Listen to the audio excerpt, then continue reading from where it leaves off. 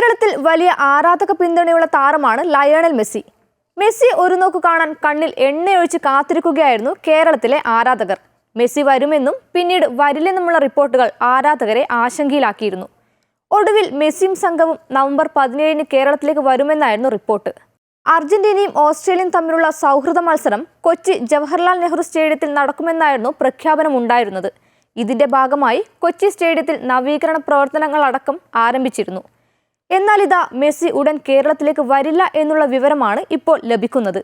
ക്രമീകരണങ്ങൾ സജ്ജമാക്കാൻ സംഘാടകർക്ക് സാധിക്കാത്തതുകൊണ്ടാണ് നവംബറിലെ പര്യടനം ഉപേക്ഷിക്കുന്നതെന്ന് അർജന്റീന ഫുട്ബോൾ അസോസിയേഷൻ പ്രതിനിധികളെ ഉദ്ധരിച്ച് ലാ നാസിയോൺ മാധ്യമം റിപ്പോർട്ട് ചെയ്തു. നവംബർ 17-ന് കൊച്ചിയിൽ ഓസ്ട്രേലിയക്കെതിരെ ലയണൽ മെസ്സി ഉൾപ്പെടുന്ന അർജന്റീന ടീം സൗഹൃദ മത്സരം കളിക്കുമെന്നായിരുന്നു സംസ്ഥാന സർക്കാരിന്റെയും സ്പോൺസർമാരുടെയും പ്രഖ്യാപനം. ആവർത്തിച്ചുള്ള ലംഘനങ്ങൾ കാരണം കേരളവുമായുള്ള കരാർ പരാജയപ്പെട്ടുവെന്ന് റിപ്പോർട്ടിൽ പറയുന്നു. അർജന്റീന ടീമിനും മെസ്സിക്കും ഉജ്ജ്വല വരവേൽപ്പ് നൽകാനുള്ള തയ്യാറെടുപ്പിലായിരുന്നു ആരാധകർ. ഇതിനിടെയാണ് ഇപ്പോൾ ഇത്തരത്തിലുള്ള റിപ്പോർട്ട് ആശങ്കയുണ്ടാക്കുന്നത്. 2022-ലെ ഖത്തർ ലോകകപ്പിൽ ലയണൽ മെസ്സിയും സംഘവും കിരീടത്തിൽ മുത്തമിട്ടിരുന്നു.